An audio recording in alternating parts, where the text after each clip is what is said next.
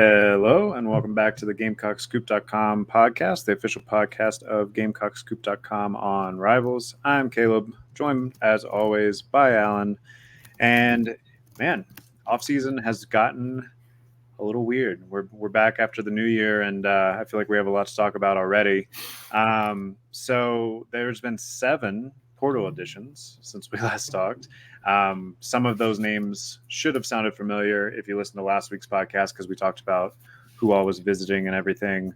There's been some shakeups on the coaching staff, perhaps more to come.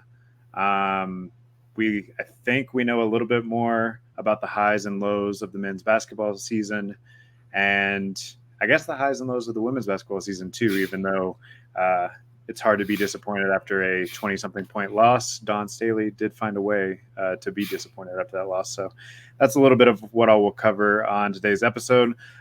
Let's start with this morning's news, just to get it out of the way.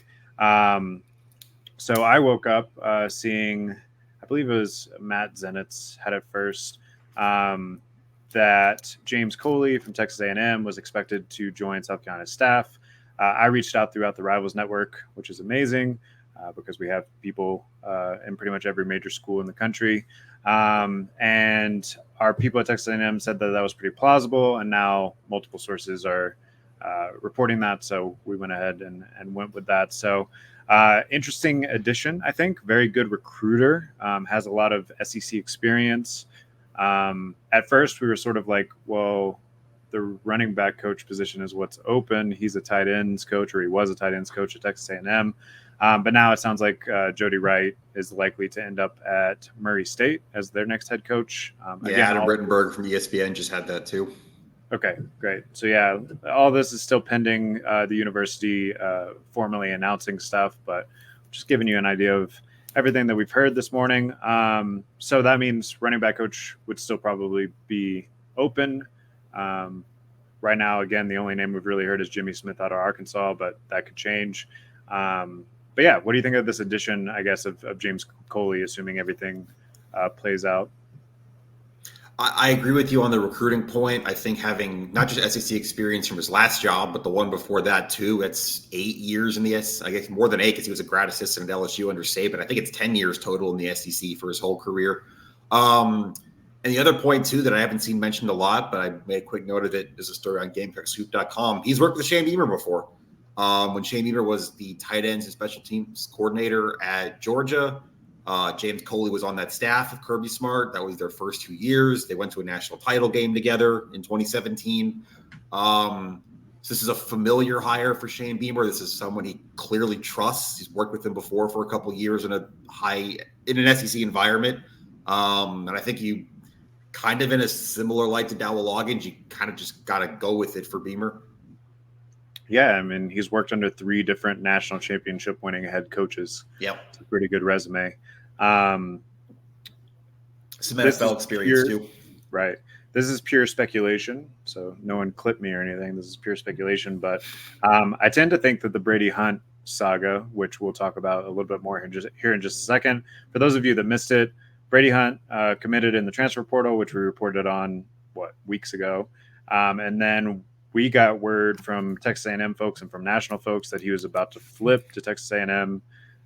In fact, to the point that it flipped in the database on Rivals, and we went ahead and let the Insiders Forum know that was happening on GamecockScoop.com. And then we got word again last week that he was actually sticking with the South Carolina commitment and he was on campus. Do you think that this Coley stuff had anything to do with that? I feel like it probably... Yeah, I think a position coach probably plays into that for sure, especially when you look at the 2 schools involved and the A&M flip and a tight ends coach who's coming from A&M. Sounds like Mike Elko wasn't going to retain on his staff there. Yeah, absolutely. Well, let's get into the other portal additions since last weekend. We told you it was going to be a big weekend as far as visits go. A couple of other names got added to that list late, but we kept you guys updated on GamecockScoop.com. So in between podcasts, definitely pop over there and keep up with everything that happens in the meantime. Let's kind of go name by name. I think this is in order of commitment. So the first name was offensive lineman Torricelli Simpkins, who I think we talked a little bit about last week. He was an all MEAC, first team all MEAC offensive lineman out of North Carolina Central. I think a really good ad, someone that's got a lot of experience. We already have a film room up on his game from 2 days ago. Perry McCarty did that. We'll have a film room on all of these guys for our premium subscribers in the next coming days on GamecockScoop.com.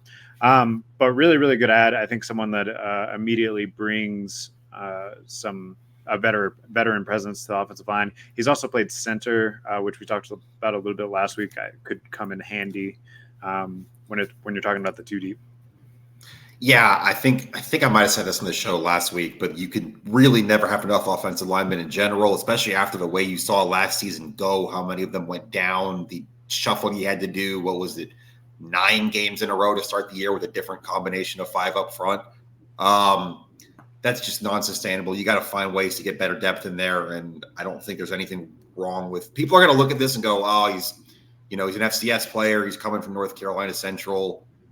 Maybe some bad memories at Sidney Fugard didn't really work out last year. It's a body. It helps. It's experience. It's an all-conference player. I would say don't confuse him for Sidney Fugar. This is a guy that's played 34 games, made an impact as soon as his redshirt freshman season. In 2022, he was ranked as the second on his team in rating with an 85.3, and he's already been named to the 2024 Reese's Senior Bowl watch list, which most people that are on lists like that at least have some upside of potentially making it into the NFL. Like he's a big body that maybe grew into the role a bit at a smaller school. There will be a learning curve for the SEC, no doubt. But I wouldn't confuse him with ads from last year. I think the way you got to look at this, if you're a South Carolina fan, is are there 10 offensive linemen better than him on the roster? Probably not, which means you just added a or two deep. Exactly. I think that's a great way to look at it. Let's go with the wide receivers back to back here. So you had Amari Huggins-Bruce out of Louisville. He's originally from Dillon, South Carolina. I believe we mentioned his name last week on the podcast as well. Really solid career so far at Louisville. All 3 seasons he had at least 300 yards. He's not going to be that alpha sort of receiver that we talked about, but he has some big play capability. He put up 10 touchdowns across his 3 seasons at Louisville. A couple of those were 50-plus yard touchdowns. And his best game in his college career was last year against Boston College. He had 3 catches for 110 yards and 2 touchdowns. So that kind of just lets you know about his explosiveness. He's not going to be this possession guy that you're going to pepper with targets. He's not getting 15 targets a game or anything like that. But if you can get an explosive play or two, or at least try for an explosive play or two with him every single game, I think he fits kind of an Amari and Brown role to some degree. Yeah, I would go with that. I also think worth noting he's played pretty well in his career against Kentucky. You can say that's a small sample. It's a couple games. All right, but that's an SEC opponent you're going to see next year. I think he caught a touchdown against Kentucky last season in that game. And then my top wide receiver from this weekend was Gage Larvadain. Is that how you say it? Larvadain, who ultimately did end up committing. I think he does have wide receiver 1 upside, but it's all dependent on how the transition to a higher level went. But he was at Miami, Ohio. He only spent 1 season at Miami of Ohio. He appeared in 10 games last year, 42 catches, 679 yards, 6 touchdowns. Before that, he was at FCS Southeast Louisiana. So he's kind of just like been ramping his way up throughout his college career, a little bit of a late bloomer. I think a really, really good ad. I'm really looking forward to Perry's film room breakdown of him, but I was more excited about him than Barber, who ended up at Texas A&M. So I think the staff was too. So I think this is the guy you can just do a lot with, from what you've seen. There's obviously, you talked about, okay, explosiveness. He had almost 700 yards last year, red zone threat. He scored touchdowns last year. You can hit a lot of targets to him. I think he had 1 game against UMass where it was like over 200 yards. And he returned kicks at Miami, Ohio, which I haven't seen mentioned in a lot of places too. But you're going to need a kick returner next year. Xavier Leggette's going to the NFL. I know that's going to be. I mean, obviously they're going to work 3-4 guys in that spot in the spring and in the fall. You're never only going to have one kick returner, but someone's going to have to do that next year. And this seems like an explosive can for that. Caleb. All right. I don't know where Caleb went. I think we're still live right now. I got knocked out for a second. I'm back. Did you finish up talking about Larvadine? Yeah, I don't know where you went. I accidentally hit the back button and went out. Hi. Sometimes podcasts go weird. All right. The other two, let's kind of stick with talking about two positions at once, or two people at the same position at once. Linebackers Demetrius Knight out of Charlotte, and then Bengali Kamara is how I think you say his name, out of Pitt.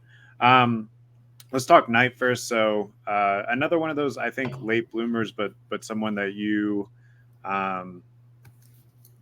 really, I think, could be a really, really good player. So to track his career, he was actually originally recruited as a quarterback to Georgia Tech, dual threat quarterback. Very speedy guy. I think he ran a 4.3 or 4.4 coming out of high school. But he's put on 30 or 40 pounds since then, made the transition to linebacker. He did play a little safety in high school as well, but still learning a new position in linebacker, learning how to use his bigger frame now.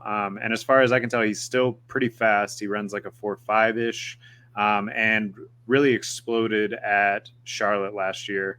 So, I mean, yeah, he went down a level.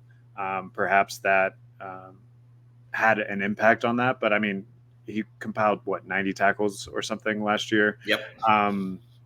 I think immediately, again, plays into your two deep, especially after you lose Pup Howard and Stone Blanton, who I think we talked about last week. But after you lose both of those guys in the portal, he factors into the two deep pretty much immediately, I'd say.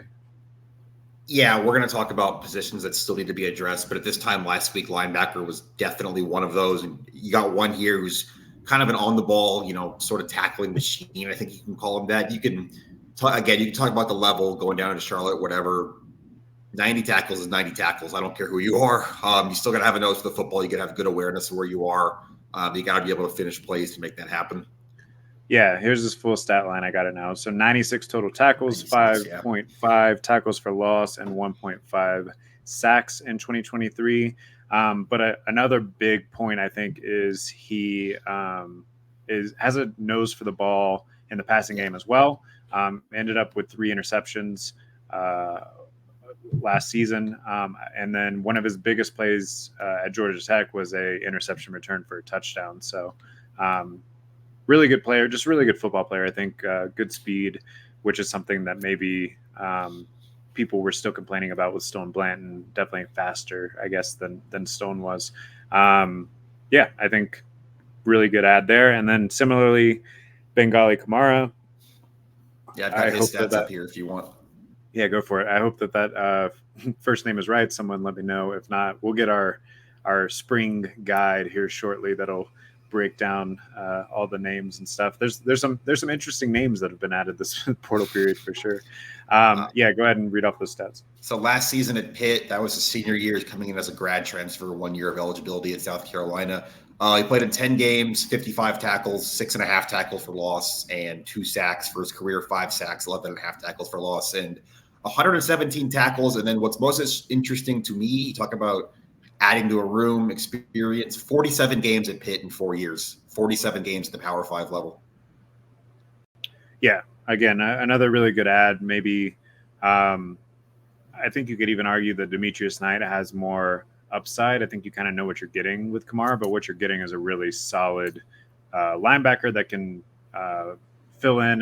And we've talked about the depth there, especially you factor in Mokaba has been injured throughout his career here. Hopefully he finally has a healthy season, but at this point it's something that you have to plan for at least. And also the question becomes, I think, when we talk about this and talk about another ad here in a minute on the defensive line. How much 3-5 are they about to run? It seems like perhaps they're setting up to run a lot more of that this coming season, which means you need another linebacker because you're going to have 3 on the field at a time. So I think really, really savvy ad there. Speaking of savvy ads, we went a little bit different direction with the other offensive linemen over the weekend.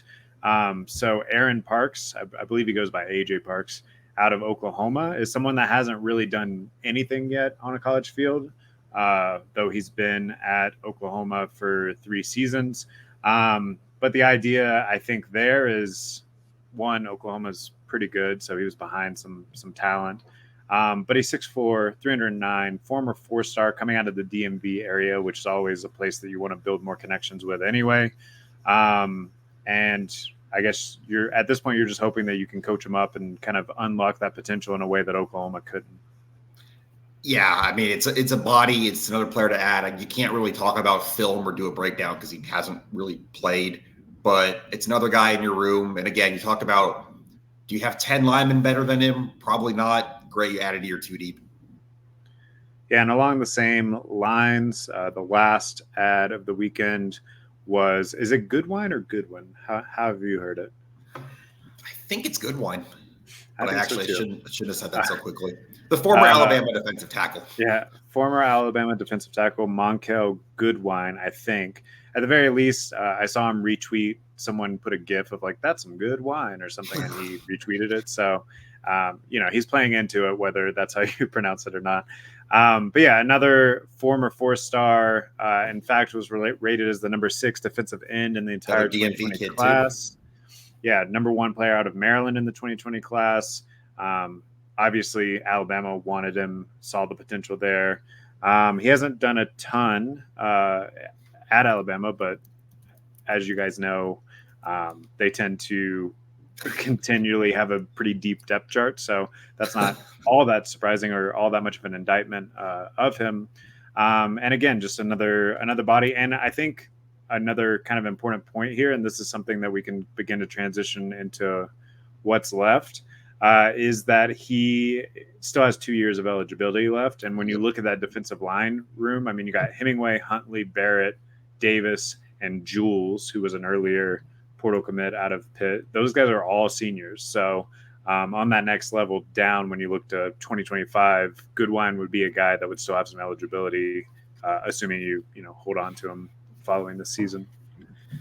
Yeah, I mean, it's so early and so much obviously does change every year in college football now, but you do start to build out like a 2025 depth chart, and D tackle and linebacker were 2 of your spots right there. Because in that same light, you've got Debo Williams, Bam Martin Scott, and 2 linebackers we just mentioned who are both grad transfers who are all have 1 year left. So you're going to lose all 4 of those guys after this season, one way or another. Yeah, but you did bring in 2 freshmen at least with the linebackers. You're bringing in Wendell Gregory and Fred Johnson. That's true. For defensive tackle, you have no one.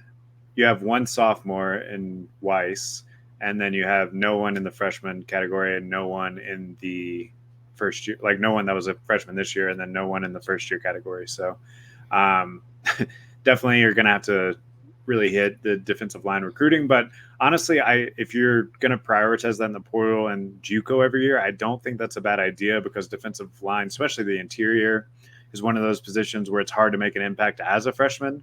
So in this portal world, if you want to let someone else develop your defensive lineman and then pick them up out of the portal, I don't think that that's a terrible strategy.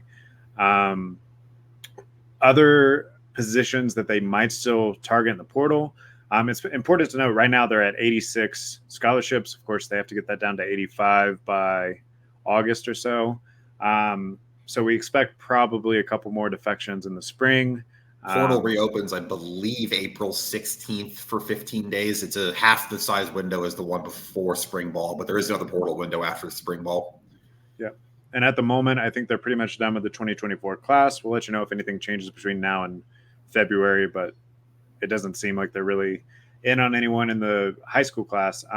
But what other positions do you kind of see as needed in that spring portal period? Or I mean, there's a couple of names still out there from this portal period that haven't committed yet.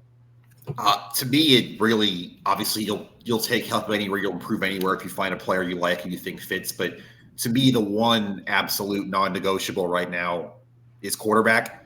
You are down to if you have Luke Doty classified as a receiver, special teams. I don't know. I heard someone call him a Taysom Hill type the other day.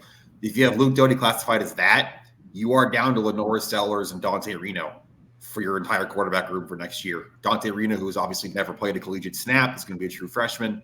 Lenore Sellers, who has played garbage time against Furman and Vanderbilt, and I think one snap against Kentucky. Obviously, the staff likes Sellers. I can see why. It's not hard to see the upside there, but you are still one hit on Lenore Sellers away from being down to a true freshman with no backup behind him, a quarterback. I think that's, again, I would use the term non-negotiable. You got to get another quarterback in here before August. Yeah, and we've talked kind of throughout this offseason about how tough of a task it is because they do very much believe in Sellers. Most of the QBs in the portal are looking for a starting role. Seems like the staff is not promising anyone a starting role, which I don't blame them. Like you said, Sellers seems to have big upside. Um, I've been looking back at some of the high school tape and even the little bit that he played this past year, and I mean, sky's the limit sort of thing. I do think there'll be some speed bumps and some struggles. I do think, at least in high school, he struggled a little bit with accuracy, so we'll see how that's. He even then he threw a good long ball. It was more intermediate accuracy, so we'll see how that kind of plays out. But yeah, I agree. They need to still try to find a quarterback that could step in if worst case scenario happened. We did hear that Robbie Ashford from Auburn is set to visit this weekend. I think that's a pretty good fit as far as similar dual threat ability as Sellers could easily, I think, sort of fit into the offense. But again, the question is going to be, is he willing to come in and compete / maybe be a backup? And that's kind of been the struggle throughout. Other positions, as I kind of look at it, I think you're pretty good at tight end now that Brady Hunt's back in the boat. You could still probably add a wide receiver if it's the right fit, but I think that's going to be just like a no-brainer sort of guy. Could do with a corner, I think. I would say maybe a corner. Right now you have Spalding and Fortune, and then a kind of mishmash of folks behind them that are sophomores and below. Obviously, those guys are developing. You trust Torian Gray. I kept, my brain. You trust Torian Gray to kind of develop things, but I think that if the right guy comes along, you add that. But pretty much done, and I think that's starts looking much better than it was a few weeks ago. Yeah, and then just one more point on the quarterback thing, I think is worth remembering is that if anybody is aware of this, understands the problem, understands how badly this can go if you don't figure it out, it is Shane Beamer. Because if you remember his first year here, what happened at quarterback? You were playing a grad assistant. You were, playing 4 or 5. I think it was like 4 different guys who played quarterback in 2021 because there weren't. I think if anybody knows that this can happen, it is Shane Beamer, and they know they need a quarterback in here one way or another. Yeah, it's kind of a risky bet, I guess. Especially you think you're coming off of a losing season. People get antsy if you have those back to back or something.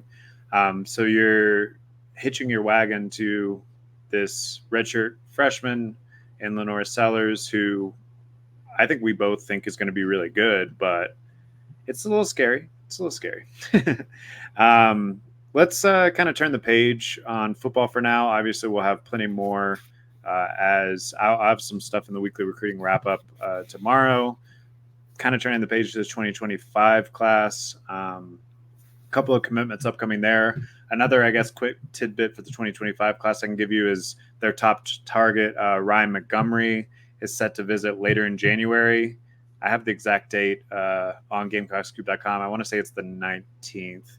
And he's also visiting Georgia. He's set to make that college decision in February. At least that's what he's targeting right now. So those last 2 visits could be a big deal. The way that if I'm reading between the lines about what he said about Georgia is how serious are they? I tend to think if Georgia said, "Hey, Montgomery, you're our number one priority," then maybe he's interested in going there. If he doesn't feel that way, then I think South Carolina has really positioned themselves in a good place. A lot of that is speculation. We'll see how it plays out in the next month or so. Go ahead. Ryan Montgomery from Findlay, Ohio, hometown of Lamont Paris. Let's talk some basketball. That's all I was Beautiful segue. So if we had hopped on this podcast yesterday, yeah. we would have nothing but good things to say about men's basketball.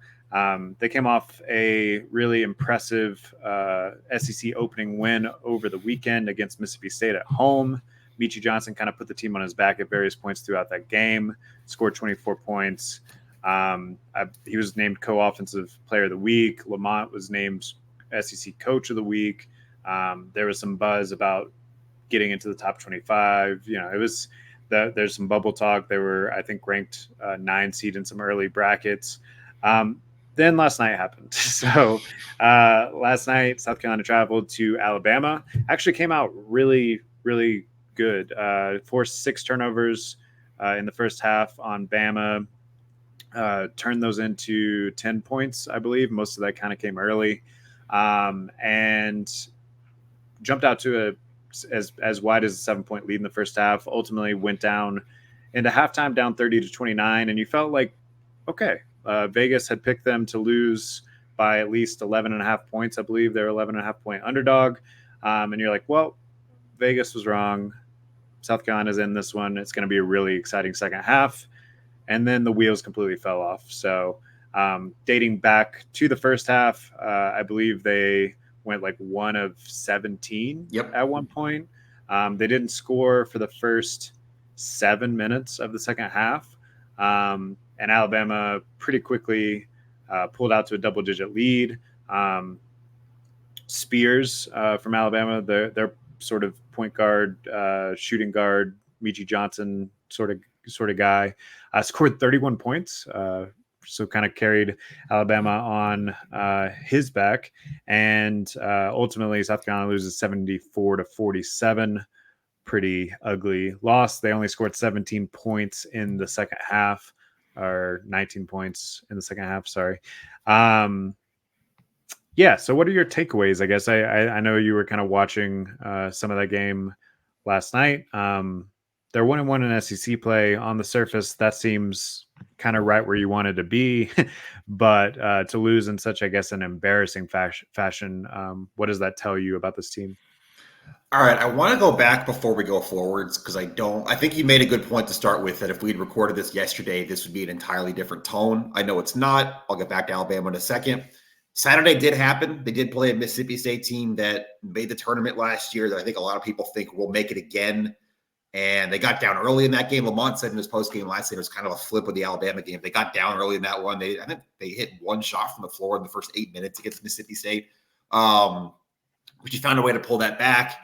Meechie Johnson made a steal in the last 10 seconds when you were up 2, saved that game with his defense, even with scoring 24.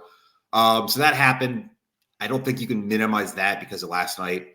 That was probably the best home environment at CLA. Oh, yeah. That's absolutely 6-7 years, too. Probably. That felt like a big game. That felt like a late season bubble game. That's what it's going to need to look like the rest of the year if they're going to actually get something done here. And I think it did for sure. I'm torn on last night. I think you saw some trends, some habits that are concerning. I think you saw another scoring drought to start the second half. That's 2 games in a row. You've gone 7-8 minutes where the offense just disappeared, and that's a killer in most SEC games. I think you saw that, maybe BJ Mack can't just turn around and post up on a defender in SEC play the way he could in non-con. Yeah, he had a tough shooting game, 2 of 10 last night. However, Alabama won the league last year. They were undefeated at home last year. They're, I think, 22-1 at home the last 2 years now. Pretty much nobody goes in there and wins. I think you can just kind of write off that second half, make it a burn the tape kind of game. If you go to Mizzou and win Saturday, Mizzou's not playing well. They're 0-2 in the league. It's a road game, but I kind of class that as one of those games that maybe you disagree. But if you're going to seriously talk about a bubble, you should go to Missouri and win. Like if you're actually going to have that conversation. So, and you need a response. First time this year, you kind of lost badly. first chance to get back from that. It's another road game. I think Saturday tells a lot, both in terms of this team kind of mentally and also, again, if you're actually talking bubble, you should be beating a team like Missouri. Yeah, I think it's very important to come out and play a game. Maybe you were riding a little too high coming off the week that you just had, coming off the start that you've had. Maybe that was a humbling thing that kind of refocuses you and recenters you. It definitely did seem like something that spiraled. Like once you, and I think Paris said this last night in the post game, once you stopped hitting shots, like once you went through that little lull, kind of everything started to fall apart because mentally you just got frustrated. And I know Michi got a tech, and it got ugly there. I think you at the moment at least can say, yeah, let it go, start fresh. But if those trends continue into Missouri or some of these home games, then maybe you start to hit the panic button a little bit more. A couple of, I guess, positive notes from last night. Bama is averaging 90 points per game, and you held them to 74. I mean, if you had a decent offensive night, I think that would have gone into the final minutes, but obviously you went completely cold. But your defense played well enough, I think. And then Colin Murray-Boyles, true freshman, continues to grow into his role. Is obviously being trusted in these tough SEC environments, and I think with good reason. I mean, he's got the ability to do a lot of good things from a lot of different spots on the floor. He's got some of the quickest hands defensively that I've seen really on the entire team. He had several steals last night that were just effort plays. I don't think all is lost because of one rough game, I guess, is where I agree with you there. It's really, really easy to forget Colin Murray-Boyles. One is a freshman, and two missed the first month of the year with mono. Yeah, but really coming on strong here. So like you said, they play Missouri on Saturday. That's at 3:30 Eastern. I'll be covering that one on GamecockScoop.com if you want to pop into our live thread and talk some more basketball. Probably be there too. You'll be there too. There we go. Let's talk a little women's as well. So they've started off the SEC schedule seemingly, when you just look at the score and maybe parts of the box score, perfect, right? They beat Florida 89-66 last Thursday. They beat Mississippi State 85-66 on Sunday. And yet, and you wrote a story about this, Don Staley did not seem too pleased following Sunday's win. Yeah, I think this is another one of those things where, one, you do got to acknowledge what happened. They won both games. They won both games comfortably. They're 2-0 in the league. They're at Mizzou, same as the men. They're at Mizzou on Thursday night for the next game. The defense, I think, is what's getting it done right now. That's 2 straight games allowing an opponent over 65, which I don't think they did at any point all last season. I know it had been 2 years they did that in the SEC, and one of those games went to overtime 2 years ago even. They're still letting guards kind of get in front of them, get to the rim pretty easily. That's 2 straight games that an opposing guard has scored over 25 against them. Florida's Leilani Correa had 28, and Jerkayla Jordan had, I think, 26 for Mississippi State on Sunday.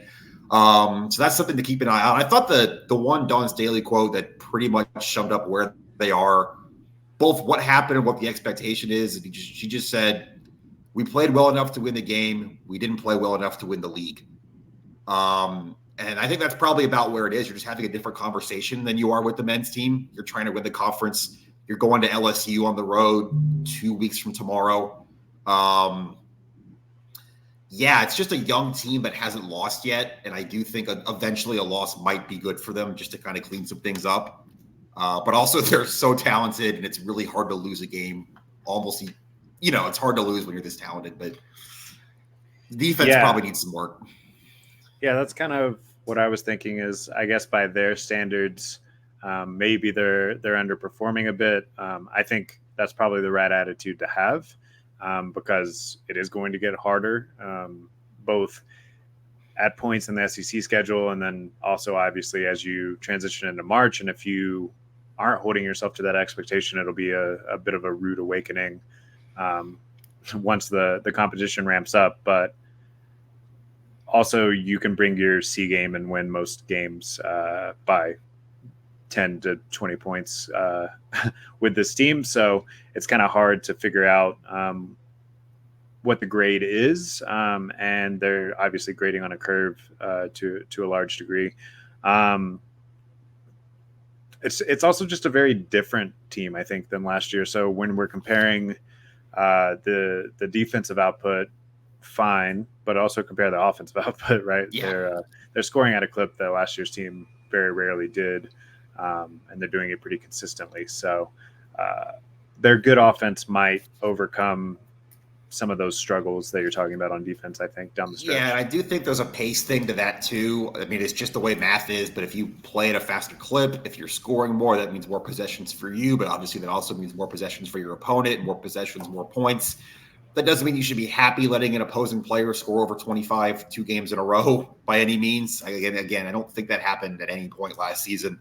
Um, but there is still an element to it that, just like you say, a different style of play, a different way of going about it is just going to lead to some different things in a box score. Yeah, and I mean, we have seen when they face upper echelon individuals, they get their points. I can't remember the girl's name at this point from Utah. Alyssa Peely. Yeah, she Yeah. went off, but then you get double digits from 6 players, and it kind Right. of offsets. So I think as long as you don't go cold in one of those games, there's not a ton to worry about. But obviously, Don Staley knows a lot more about what it takes to win national championships than I do. So I think that's kind of the way you put it there, is playing well enough to win right now. Yes. I don't think even the most optimistic South Carolina fan would say they're playing at a national championship level right now, which, good news for you. It's January 10th. You don't have to play at national title level right now. But you want to start ramping up to that. And that starts, I guess, tomorrow night at Mizzou, and in 2 weeks when you go to LSU for probably your biggest test of the season. And then obviously the games in between there and after that going into March. So we will have full coverage on all the men's and women's games over the next week on GamecockScoop.com. Pop over, say hello